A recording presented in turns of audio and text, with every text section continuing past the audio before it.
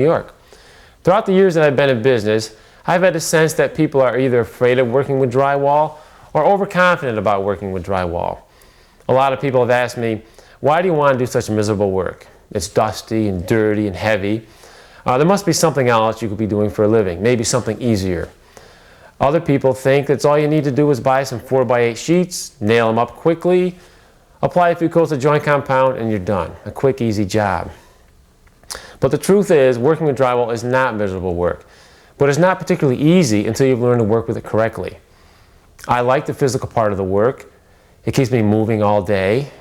And since the work progresses quickly, I can really see what I've accomplished, and so can my clients. But drywalling requires particular patience and skill and attention to the details of the process in order to get the job to come out well. A few months ago, my crew and I started the drywall work in this, my brother's new home. Come on back with me and I'll show you what I mean.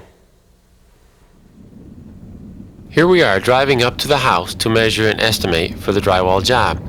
And I'm already thinking about things like accessibility to the site, the condition of the driveway, location of power lines, and anything that might interfere with delivery of the materials we'll need. The house is conventionally framed, about 3,000 square feet of floor plan, and it's been under construction for about 6 weeks at this point. I start with a quick walk through the house to figure out where I'm going to start measuring and find out how ready things are for my crew. I want to see if the electrical wiring is roughed in, if the plumbing and heating are roughed in. Is the framing complete? Is insulation done?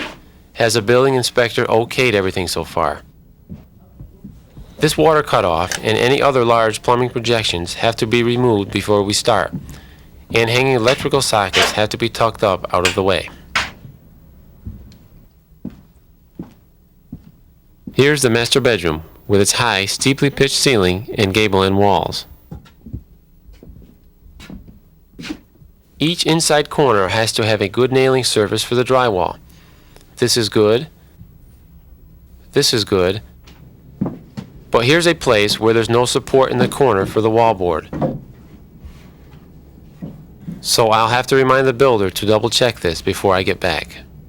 You've got to keep an eye out for the alignment of the studs in each wall. Here's a doorway stud that's bowed out of plane from the rest of the wall. You can check the alignment simply by pressing any straight edge against the wall, spanning 4 or 5 studs. This is a typical construction mess, but it all has to go before we can hang drywall. Usually, the electrician will have tucked in these wires, but if he hasn't, I've got to, so they don't interfere with the cutting out of the hole for the electrical box. I usually cut holes for the electrical boxes after the drywall is attached, so I've got to mark their locations now, as well as the position of heat ducts and plumbing cutouts. This mark indicates the exact edge of the heat duct. I also like to mark the location of every stud, wherever we'll be hanging drywall, to make it easier for me to see where to screw into the face of the panels. Now I start measuring the walls and ceilings in each room that gets drywall, so that I can make a list of the lengths and types of panels to order. Here, for example, this wall measures 183.5 inches, which is a few inches over 15 feet. Drywall panels come in even lengths, 8, 10, 12, 14, and 16 feet. So I'll order 2 16-footers for this wall and then cut them to fit. To minimize the total seam length, I'll hang the panels horizontally, right across the window, which I'll cut out later. If I were to hang 8-footers vertically, then I'd have 20 feet of seam to tape, compared to the 11 feet I get with a horizontal layout. Usually the savings is a little less than this, but it's still significant, about 25% of the seam length and the work and taping for going horizontal. I use the wall measurements to tell me what lengths I need for the ceiling. The joist spacing tells me what thickness I'll need in the ceiling panels. And the joist direction also helps me decide what lengths to order, since drywall panels are actually more resistant to sagging along their lengths than across their widths. In the master bedroom, I'm going to measure a ceiling that's about 20 feet long. Drywall panels are not available in lengths over 16 feet, so I've got to figure an arrangement that will minimize the number of butted seams and will keep the butted seams staggered. What's a butted seam, you ask? First of all, here's a tapered edge seam that you'll find where the long edges of uncut panels come together. These edges are designed for easy concealment of the finished tape joint. Now here's a butted seam, which you get when joining the ends of panels or any two cut edges. Since these edges have no recess, it's harder to hide the tape seam. This knee wall measures just a little over 54 inches high, so this is an ideal place for 54-inch wide panels. The standard width is 48 inches, but 54s are not hard to get. After I take a few measurements, I enter the size and type of panel on my tally sheet. I use a dot tally system that I learned in forestry school when we were counting trees, but you can use whatever system you like. I'll make a few final tallies and notes, and then I'm ready to place an order to arrive when everything is tidied up and inspected. This house is going to take about 9,500 square feet of drywall. About a week later, my local building supplier delivers a full assortment of lengths, from 8-footers to 16-footers. I can order these pretty much as I need them, but if you're ordering from a supplier who doesn't normally carry a wide variety of sizes, you'd better give them a few weeks advance notice. Carrying the panels is usually a two-man job, especially the longer panels. The easiest way that I've found is for both people to be on the same side of the panel, each using the same hand to hold the panel, top and bottom. Let the panel lean in slightly, resting against the shoulder. We're carrying 2 sheets at a time here. When possible, stack the panels on edge against the wall. Segregate the panels by length and thickness and type of drywall, and distribute them around the building. Smaller sheets, certainly 8-footers and 10-footers, you can carry solo. Balance by holding at the center and lean against your shoulder. I've carried 12-footers alone, but I enjoy this work enough so that I don't want to wear myself out while I'm still young. Longer panels are heavier, of course, so I break the bundles apart and we carry them one at a time. If you have to stack the panels on the floor, place them with a good face down so they don't get hurt if they're walked on. And make sure the edges are lined up to avoid damage if it's stepped on. Now, watch Jim and I set this 16-footer down, being careful not to damage the edges or our backs. Now, look at how Jeff and Ira do it. Young bulls. Someday they'll learn. My brother's house has got this convenient balcony over the dining room, so we can easily hand long sheets to the upper story. Without a feature like this, I would have asked the framers to leave us an opening in an exterior wall at the second story level, until we had moved in with the drywall. Now it's a few days later, and we've already started hanging drywall. We always attach ceilings before the walls, so that's what I'm going to show you first. Usually, you'll have simpler framing than in this room, where the ceiling joists are running in 2 directions. We'll account for this change in direction when we position the first panel. But in the normal situation, with all the joists running parallel, you'll just start the first ceiling panel right up against the wall. 154 and a half. 154 and a half, which is a 13 feet. And now I'm going to get the measurements so we can place on this ceiling joist here, which is 54 1/4 inches. Okay, our panel has to splice on this ceiling joist, which is 6 1/4 inches over 48 inches away from the wall. So I'm going to measure 6 1/4 inches over here and put a mark there, and then I'll go on the other end and put a mark 6 1/4 inches. And this will be where we start our first panel, so that it'll splice on the center of that ceiling joist. In order to make it easier to get the panel exactly where we want it, we put a nail and we just butt our sheet to that. Jeff and Ira marked the length of the panel, about 1/4 inch shorter than the actual length they measured at the ceiling, in order to get a slightly loose fit that will protect the edges when the panel is raised. Then they use a 4-foot T-square as a guide for the utility knife. Cut through the paper layer along the square's edge. Snap the panel back away from the cut, and then cut the paper face on the other side right in the crease. It doesn't matter which side is scored with the knife first.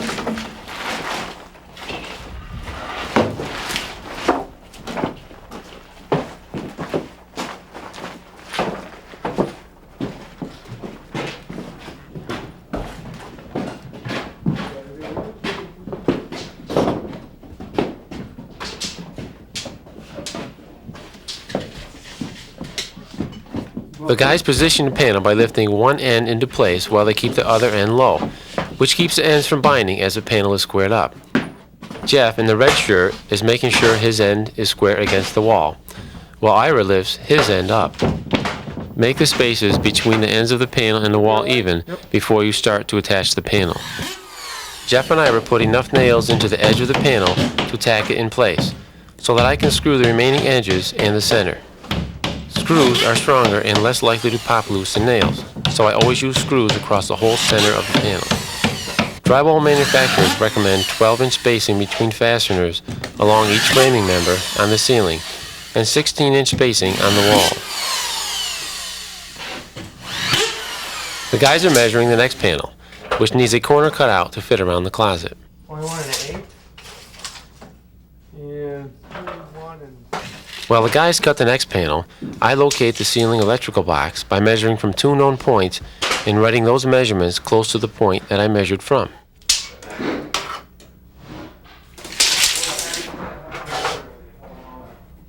Ira scores the face paper horizontally to begin the cutout for the closet. Then he pencils a line for the saw cut. He has to use a drywall utility saw instead of the knife for this next cut because he has to go all the way through the panel now, so that he'll be able to cut it completely free with the knife.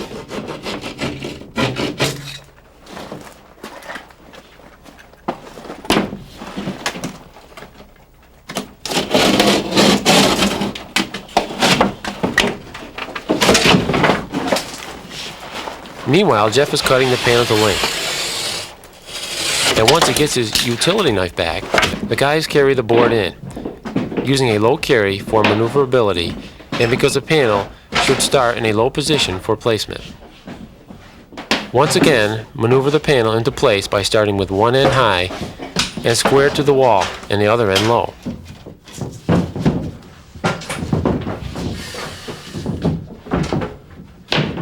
Even up the end spacing. You good? This panel covers an electrical box, which we'll need to cut out. So for now, we just tack it into place. There's no real option to a screw gun with a magnetic screw tip for this job. These drywall screws are designed to go into wood. For metal studs, the threads have a finer pitch. Don't mix them up. Get screws long enough to go 5/8 of an inch into wood framing. The gun adjusts so that the screw's head ends up just below the paper surface, without tearing the surface or damaging the gypsum core. I use the measurements on the panel and on the wall to mark the location of the center of the electrical box. Now I use an electric drywall router to cut out around the outside of the box. Push the bit through the drywall at the mark and out until the bit hits the edge of the box. Then withdraw the router, hop over the edge of the box, and cut. Too much pressure against the edge of the box will sometimes break the bit. I always have some extra bits handy. After a quick replacement, I'm back in business.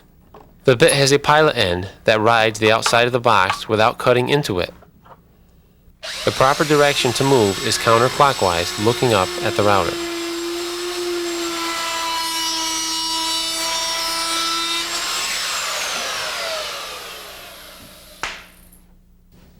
For a long, straight cut, Ira holds the tape in his left hand with his forefinger as they stop against the panel edge. He cuts with a knife in the right hand, the blade held against the hook end of the tape. Keep the tape perpendicular to the panel edge. Jeff marks and cuts the length.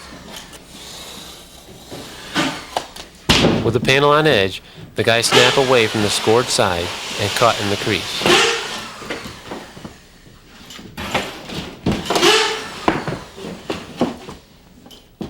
The end is trimmed off and the narrow strip goes up into place.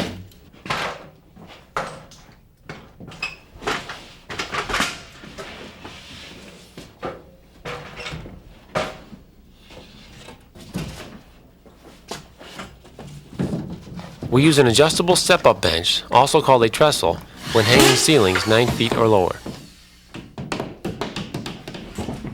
Now we hang the steeply pitched ceiling in the bedroom. The ceiling has been furred up to provide solid nailing over the rigid insulation. Since the ceiling is more than 16 feet wide, we'll have to use 2 panels for each row. This means we'll have butted end seams on the ceiling. These seams are staggered as we stack the panels up the ceiling. 135.5. When hanging the pitch ceilings, it's easier to start at the bottom. Once the first row is attached, the other rows are put into place. The bottom edge rests against the lower row of drywall as it's nailed and screwed into place. If these panels were attached from the top down, they'd have to be held up into place, which is more difficult. Yep, good. I've got to place an extra bit of furring here to support the narrow section of drywall that will fill this corner.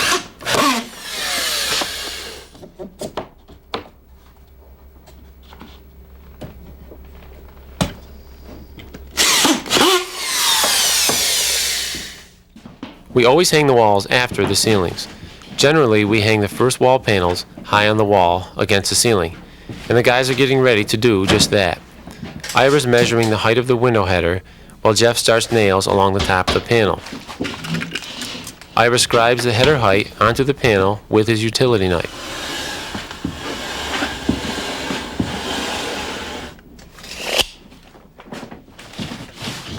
There are 2 reasons to start the nails before lifting the panel. First, the nails will tell us where the studs are once we have lifted the panel in front of them. Second, starting the nails makes it much easier and faster to drive the nails this way while your other hand is busy holding up the panel. First tack down the top edge, then nail or screw the other edges.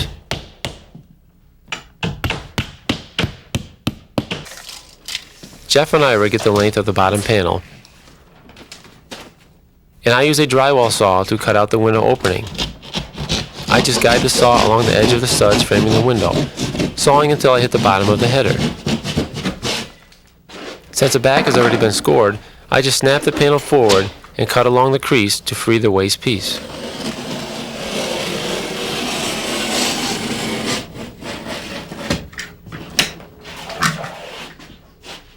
Same sort of thing for the bottom panel. 15 1/4. Measure and scribe to mark the height of the window bottom on the back of the panel. And then start the nails along the top edge. We use a panel lifter to raise the bottom panel up against the top panel. The foot lift works great for any length panels as long as you're going up 1.5 inches or less. It frees both hands for nailing.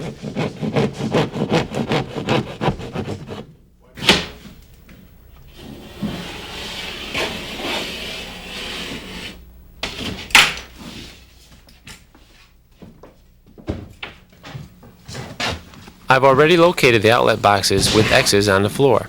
So here I am taking off the height to the center of the boxes and marking that above each of the floor marks. Notice that the bottom of the panel has not been fastened yet. This goes just like that ceiling box. But don't apply too much pressure against the panel with the router or with your foot, or the drywall will bust out as the box is cut. That's why you don't fasten the bottom edge before cutting out these boxes. Here's a termite's view of the bit following the outside perimeter of the box. If you don't have a drywall router, you're still in business. With a 2-foot framer square, mark the electrical box edges in height, top and bottom, on the floor. Once the panel is tacked in place, transfer the measurements to the drywall face.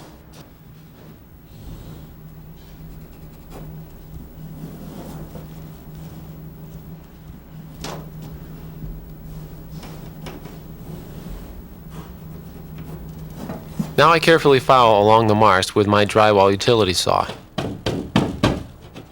This method is so accurate that I don't even worry about feeling for the box with the saw.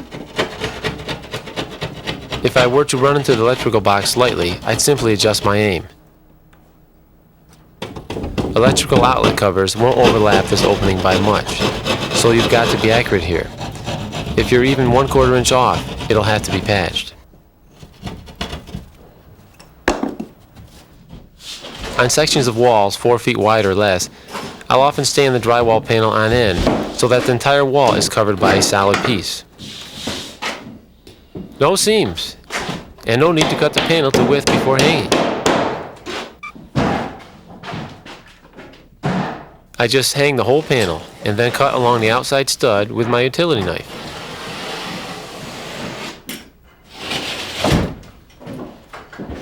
This time the cutoff won't be wasted. I'll use it later above the closet doorway. When hanging a wall with a doorway, we attach the drywall right across the opening. You don't have to scribe the back because it's accessible. Saw from the finished side of the drywall. You're less likely to tear the face paper this way because the saw cuts on a push stroke and you're pushing into the paper. From the back side, score along the top of the doorway. Snap the section inward and cut it free from the front.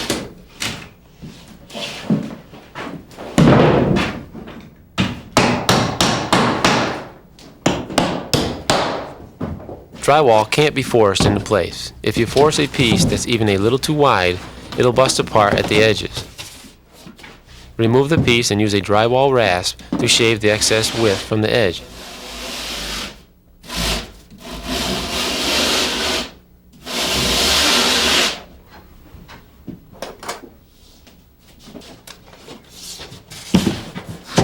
That's all it needed, and now the piece fits perfectly.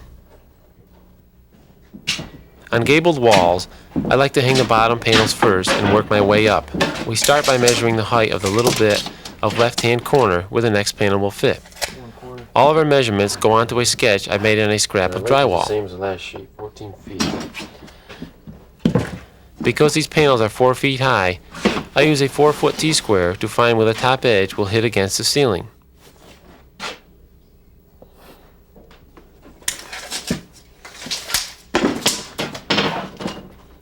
And 74.5. The real dimension is 74.5, but I write down 74.25. The quarter-inch difference will literally get us out of a bind later. We mark the angle with a chalk line and cut with a utility knife.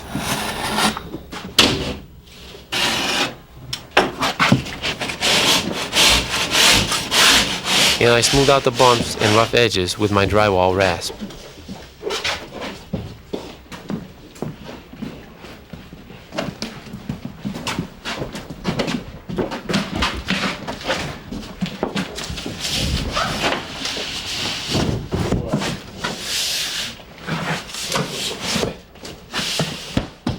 We don't have to pre-start these nails because we're stacking the panels up the wall so we can see where the studs are. Along the ceiling edge, we've pencil marked the stud locations.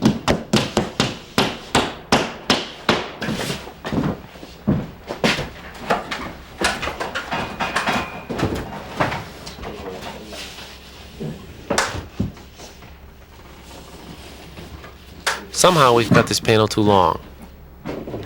It overlaps the corner nailer for the adjacent wall, but instead of taking it down and remeasuring, I just use the nailer as a cutting guide and trim the edge in place.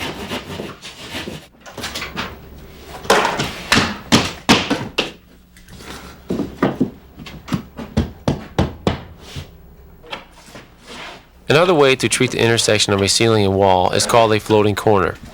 It's designed to reduce nail pops in the corners due to settling of the framing. We've attached the ceiling panel with screws 7 inches in from the corner. When the wall panel is hung, we keep the top row of screws about 8 inches down, so no fasteners go into the top plate of the wall frame. Use this technique if your building was framed with non-kiln dried lumber or with kiln dried material that's been rained on and never had a chance to dry properly after being framed. The edge of the ceiling panel can't sag because it's held up by the wall panel. After all the drywall is attached, you want to protect all outside angle corners with a metal corner bead. Here I'm installing a full-length corner bead, leaving its bottom end 1/2 inch off the floor. If there's any settling, the bead won't bind and come loose. I drive the nails in pairs on opposite sides of the bead. Make sure the bead's edges lay flat against the wall.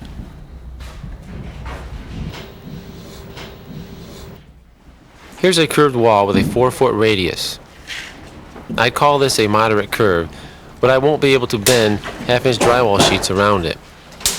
Instead, I'll use 2 plies of 1/4-inch sheets of regular gypsum board, which is much easier to bend. And I made my job even easier by pre-bowing the panels the night before.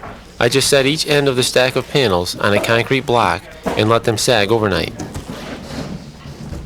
I'll start on the outside or convex side of the wall. I fasten the edges all the way around as I form the panel around the curve.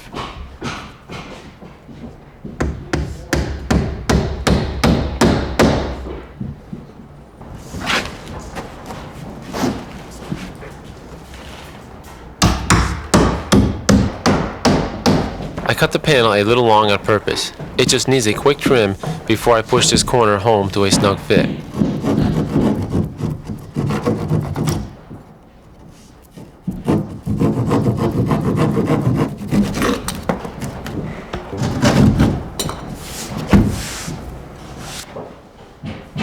I take my time screwing the center of each panel, and I'm careful not to sink the screws in too far into the thin drywall board.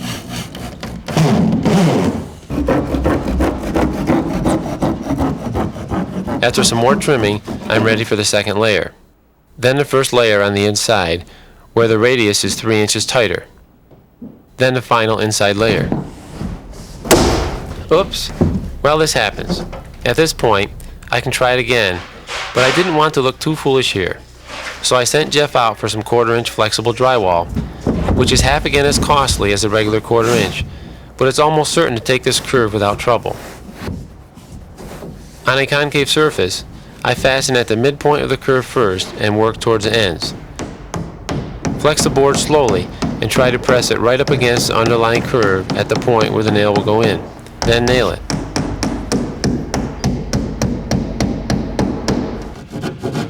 For archways, I hang the face panels right over the opening and cut out along the arch. It's just like any doorway.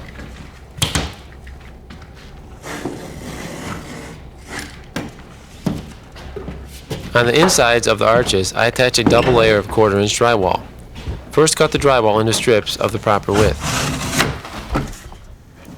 I press these into position slowly and gently, springing between the little ledge made by the top of the vertical strip coming up from the floor and the top of the arch. If I try to do this too quickly, the piece will break. For this 2-foot radius, I nail about 4 inches apart in order to maintain a nice smooth curve. Of course, the curve isn't really smooth yet, but it gets better and better as the flexible corner bead goes on and as the taping progresses until it's a nicely formed arch. On the flat, horizontal, and vertical inside surfaces of the archway, I use regular 1/2-inch thick drywall, which blends in perfectly with the 2 layers of 1/4-inch. You've got to protect the edges of the archway just like any other outside corner. Flexible plastic corner beads are made just for this purpose. They're twice as expensive as metal corners, but they go around a curve more than twice as fast as I could work a metal bead, which I'd have to notch every inch in order to bend it like this. I space the nails roughly 2 inches apart as I form the bead around the arch. I blend it into the metal corner bead by butting the two together, not lapping them. We've just finished hanging all the drywall in this house, and tomorrow we're going to start the first coat of tape and joint compound. So today, I'm going to go through and fill in all the larger gaps and damaged areas with a coat of joint compound. I like to fill in any gaps over a 1/4-inch wide. It doesn't take long to check out the whole house.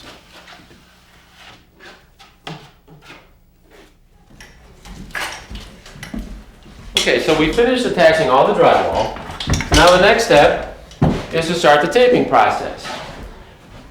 One of the main purposes for taping is to cover all joints and inside corners. Any place where the panels have butted into each other has to be covered with taping and joint compounds to strengthen the seam and to help hide the seam.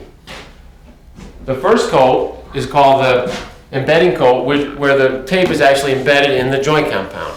It would be followed, after that dries, be followed by the second coat, which is a filler coat, which widens the seam and helps blend it into the panels. The final coat is just a thin layer that helps blend the panel in together, which is the final goal, is to blend all the seams, inside corners and seams, so we have one smooth surface. I prefer to use a setting type compound for the first coat, which is the tape embedding coat. The compound comes as a dry powder and is mixed with water. I chuck a large paddle mixer into my 1/2-inch drill and stir until smooth.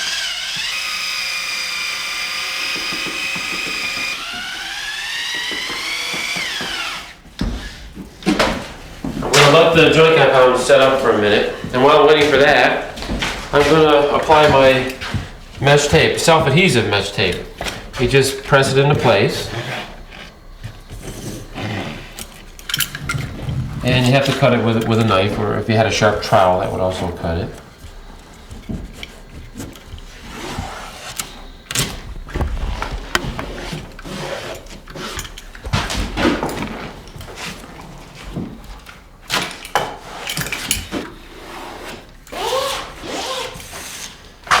While you're applying the mesh tape, you come across an electrical box.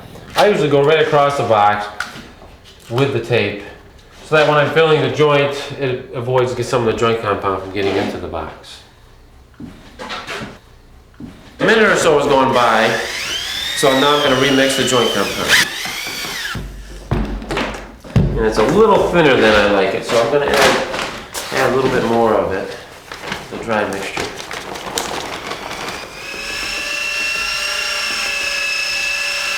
The consistency should be easy to work with, but not so thin that it will fall off my trowels.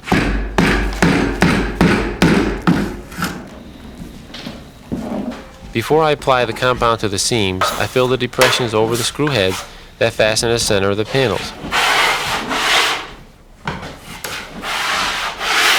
I cover these screws in strips rather than individually because it is faster and easier to sand smooth later on.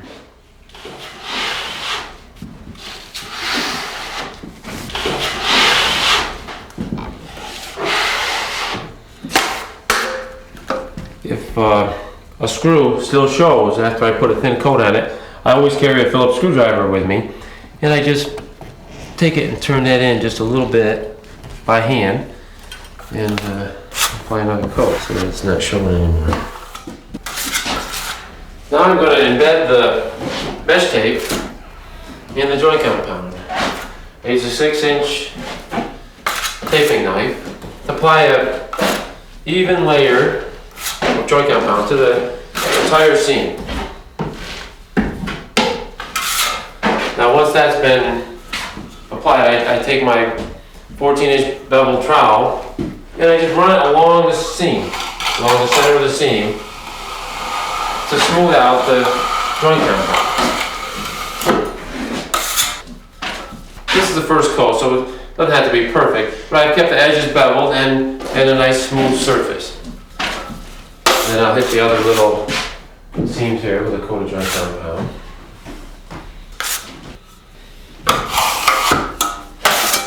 I'm going to apply the joint compound to the inside corner. It's a thin layer. I apply it to both edges. The important thing to remember here is to keep it smooth, but it can't be so thin that you can see through the joint compound and see the drywall surface. It has to be, drywall surface has to be completely covered with the joint compound. And all cracks have to be filled.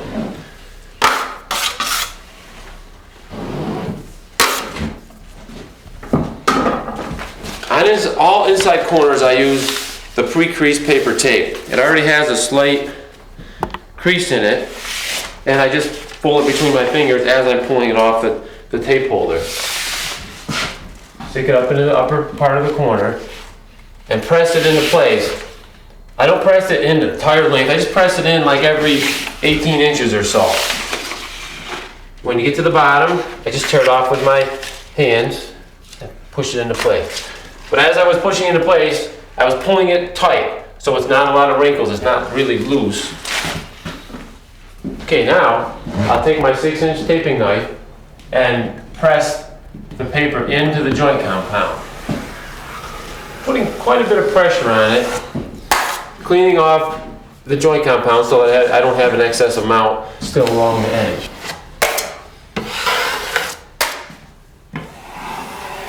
I try to keep it as smooth as possible. If any wrinkles do appear, I'll just go over it again and press the wrinkle out.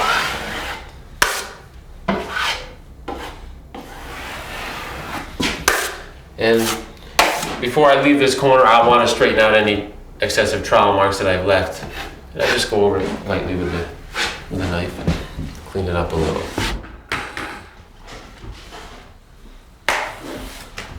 Now I'm going to put a coat of joint compound on the metal outside corner.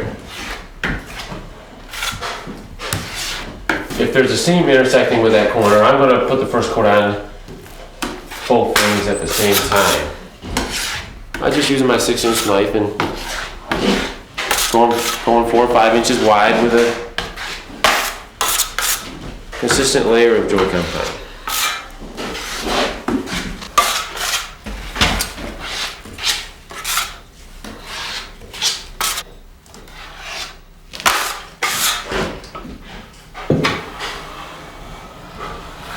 Now I just smooth it out.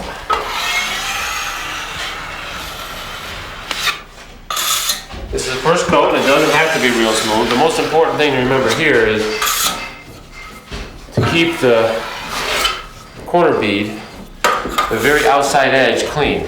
I don't have a real heavy buildup, I don't have any buildup at all really on that edge. You can still see the very edge of the corner bead. And I'm just touching it up a little bit.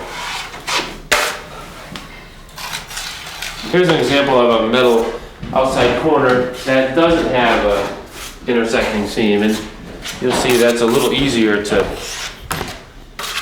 apply the first coat to. I just take my 14-inch trowel and go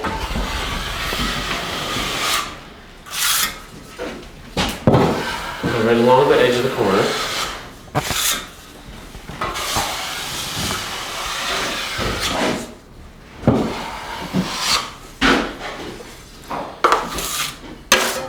And I have a lot of excess that's on that very outside edge. Now I'll just take my knife and clean that off.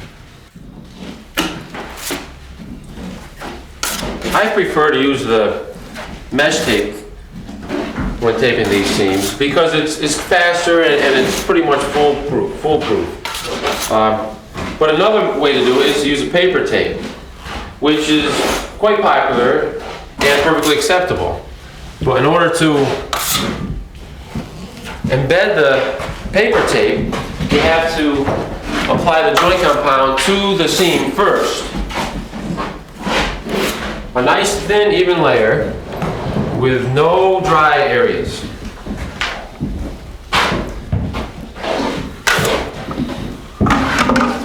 So you just roll the paper tape out and try to center it on the seam. If you look closely, you can see through the compound and see the slight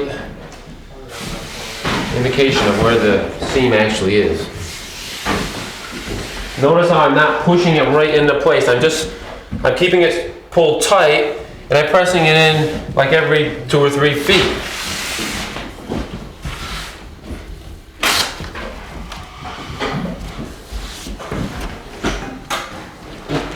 Okay, once the tape has been stuck in place, I embed it by using my 6-inch trowel. I roll it down, run it down each edge, cleaning off the excess joint compound, and pushing the tape into the compound.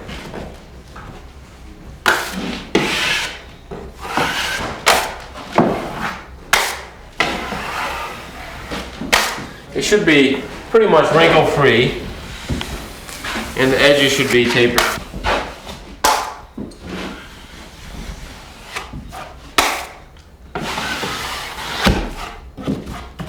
You'll seldom be able to reach ceilings from the ground, so a plank attached to empty joint compound pails works for me as a homemade scaffold, at least for 8-foot ceilings.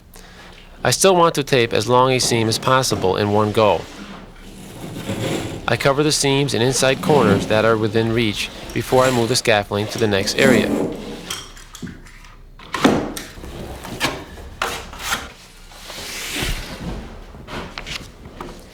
This bench works great, but it's kind of slow and cumbersome. I'd much rather use stilts for these lower ceilings. On house-size jobs, drywall or stilts are a great productivity tool, and it doesn't take too long to get the hang of them. But check to see if they're legal in your state and if your insurance covers their use. Okay, I'm going to be starting the second coat on the ceilings first, using my 14-inch bevel trowel and the 6-inch taping knife. Whenever I start taping, I'm going to put a little bit of joint compound on the trowel and then put the second coat on the screws first. Taking most of the joint compound off, just leaving a very thin layer. Because all I'm trying to do here is fill the indentation caused by the fastener. I'm not trying to build up the joint compound anyplace else. The reason I'm doing the fasteners before I do the actual seams is because when I get taping this seam, if this seam has already been taped, and then when I go to do the fasteners, I could interfere with this tape joint with the taping knife. So I'm trying to avoid any potential marks in my seams.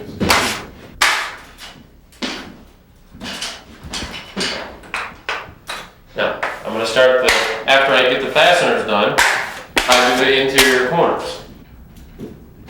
Okay, when I'm applying the joint compound with my taping knife, all I'm trying to do is get it fairly even. When I go to take the joint compound off, or to smooth it, is when I'm holding the trowel at an angle. If I hold it straight up like this, it's very hard to leave a little bit on. Most of it will come off. So when I'm smoothing it, I hold the trowel at quite an angle. Not flat against it, but enough of an angle to not take all the joint compound. I'm putting quite a bit of pressure on it. You can see the trowel bending even a little as I remove the joint compound. It's not just letting the trowel do it. I'm putting quite a bit of weight into it.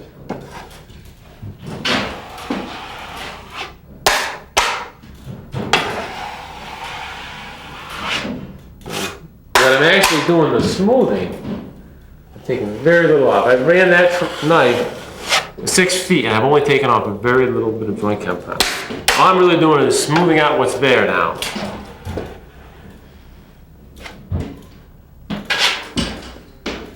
If there's a little bit of, a few chunks of dry joint compound in the corners, I just take my 6-inch knife and scrape them off before I apply the joint compound.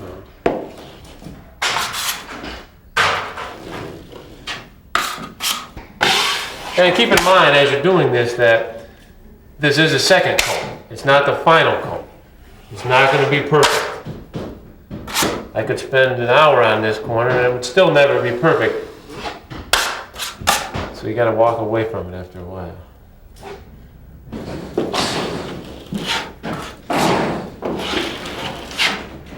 You can see that there are some slight wrinkles in the tape here.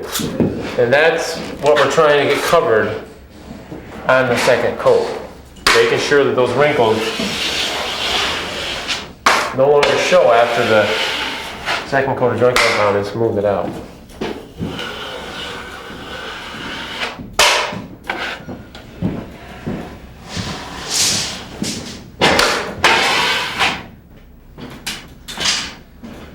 I've already taped the fasteners and second coated all the inside corners, and now I'm going to apply the second coat to the seams. I use my 6-inch taping knife to apply a thin coat to each side of the seam.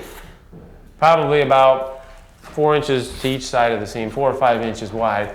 And get it as even as possible, about probably a 1/4 inch thick or a little less than a 1/4 inch thick. And keep it straight.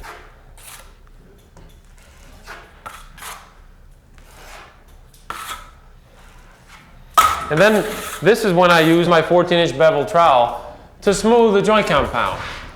First, I'll do one edge at a time, smoothing the edge out. All the pressure on this trowel is on the outside edge, trying to get that as smooth as possible. I took off quite a bit of joint compound. Now I'll go over to the other edge and get that as smooth as possible, keeping all the pressure on the outside edge.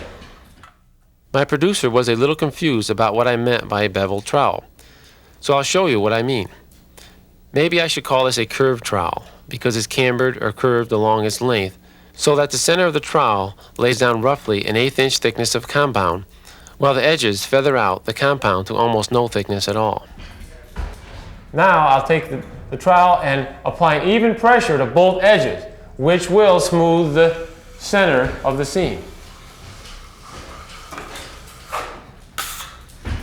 The edges are still beveled pretty well, and the center is getting smoother. There's quite a few air bubbles, so I'll have to go over it 2 or 3 more times before I'm satisfied with it. Checking to make sure the edges are still beveled. You're not going to get all the air bubbles out, but right now I've got just very few small ones, and that's fine for your second coat. After the second coat of compound is dry and before I apply the third coat, I like to sand out any trowel marks or ridges or unfeathered edges that I left while second coating. I call this light sanding, and it only takes a few minutes to do each room. This light sanding makes it easier for me to apply a smooth, thin third coat of compound. I am careful not to oversand. I don't want to expose the tape or hollow out a length of seam. Some tapers skip this step, but I think it saves time by making for an easier application of the third coat and an easier final sanding. You don't want to breathe this stuff, so you've got to wear a dust mask. When you're shopping for these, read the labels and make sure the manufacturer says they're good against non-toxic fine dust. For the third coat, I always use ready mix compound. Unlike the powdered setting types, this stuff can be thinned down with water anytime after I've opened the bucket, and it doesn't dry out as quickly while I'm using it. These are handy characteristics for the third coat because I trowel it on so thin and then I trowel almost all of it right back off again. This much working would quickly harden a setting compound, which can't be rethinned. Also, the ready mix compound is softer and easier to sand than setting compound once it dries, but you still have to stir the ready mix to even it out. Just as in the previous coats, I tape the fasteners first, still applying just a thin coat.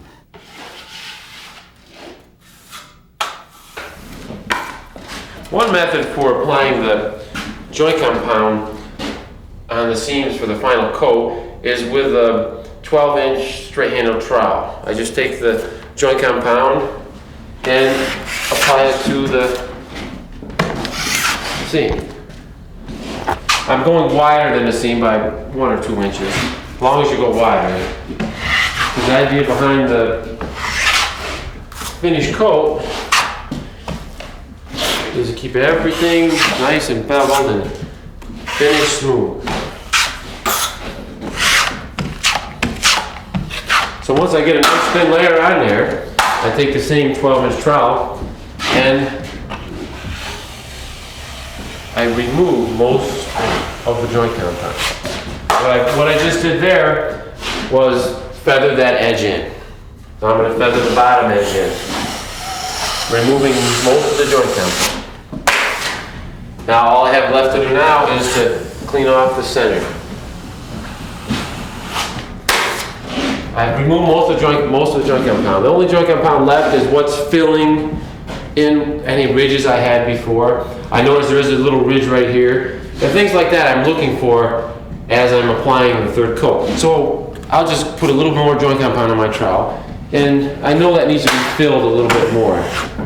So I'll just leave it on a little heavier. Most of it's still off. There's another little ridge here that I can see. And I just lightly go over that, leaving on a little more joint compound. And that's a good smooth third coat on the seam.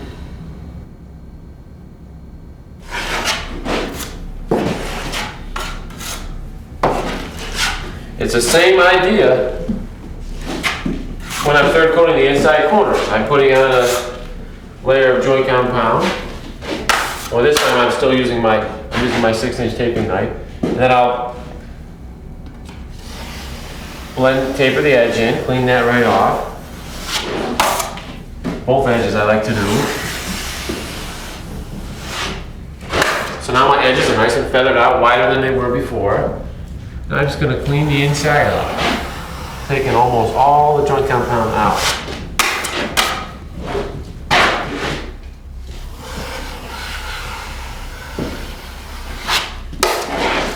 Now I do damage the other side a little bit when I finish both sides. And I just go over it by putting a little bit more joint compound in.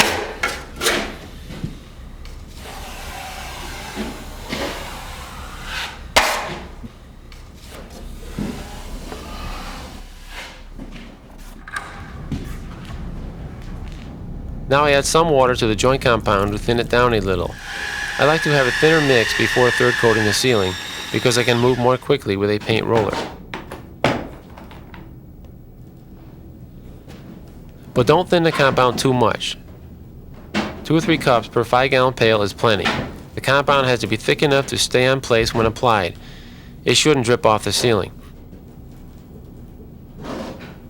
I just roll the compound on the seam, widening it out a little, applying a thin, fairly even layer. Usually, the entire length of a seam can be done at once. Now I remove the compound in the same manner as before.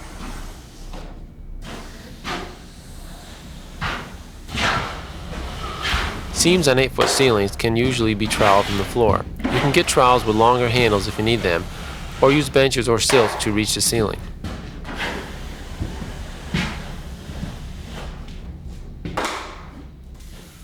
Once the third coat is dry, I'm ready to start the finish sanding.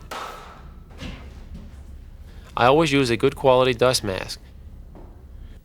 I start the sanding with a pole sander using a 120 grit or finer sanding screen or paper.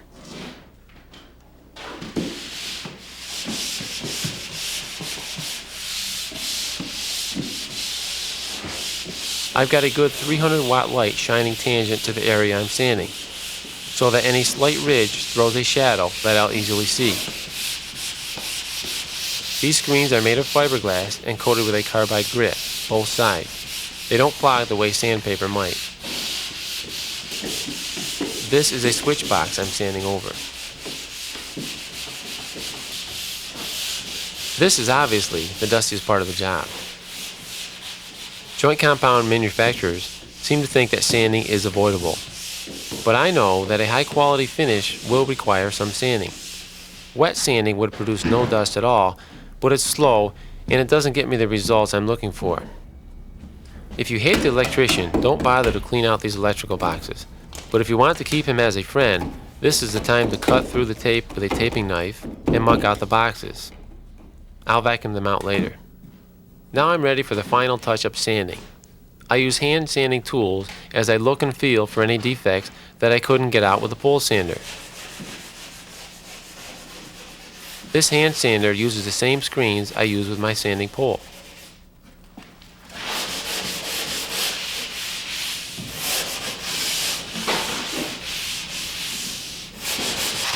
A dry sanding sponge and a folded piece of sanding screen help me smooth out hard to get at areas like the very inside crease of this corner. The pole sander works great on ceilings. I've got excellent leverage and everything's within reach.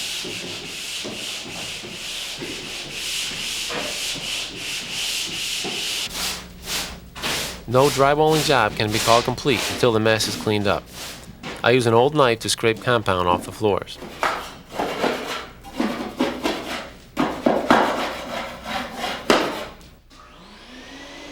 I vacuum out electrical boxes, heating ducts, and clean up around window openings. I think the room looks just great like this, but most people prefer to paint. Unfortunately, drywall is rather susceptible to damage, especially while a building is under construction. Fortunately though, it's easy to repair. This is just a scrape, but the paper's been torn. I first remove any loose paper and then I cover the area with a layer of mesh tape and joint compound. I feather the area out with 2 or 3 coats of compound, avoiding a bump that might show after painting. Sometimes you know that even the most careful worker is going to run into trouble. First I cut a patch out of a scrap piece of drywall, a little larger than the damaged area. Then I hold it over the hole and trace around the edges.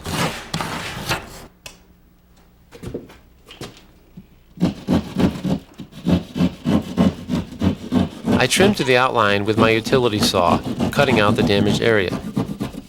I need something to attach the drywall patch to. I cut 2 pieces of furring about 4 inches longer than the hole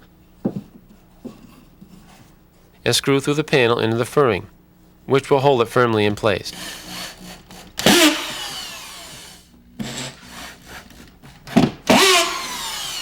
The patch goes into the opening and is screwed to the furring.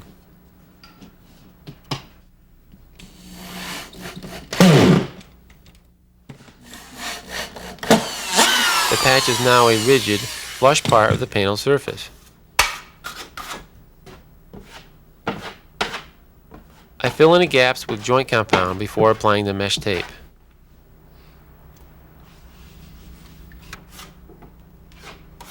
I feather the joint compound in around the patch. A patch this large requires 3 coats of joint compound.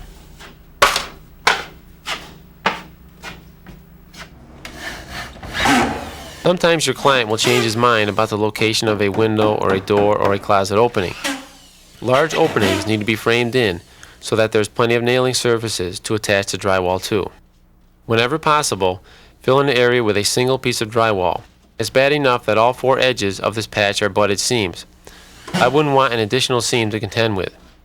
It usually takes me 4 coats of joint compound to conceal a patch like this. I hope I've shown you that although drywalling is no simple process, it is nothing that you should be afraid of trying your hand at. As in most building trades, the right tools and materials are important, and proper planning is essential for a first-rate job. But a can-do attitude is most important to help get you through the rough spots as you're learning. Thanks for watching, and read my book,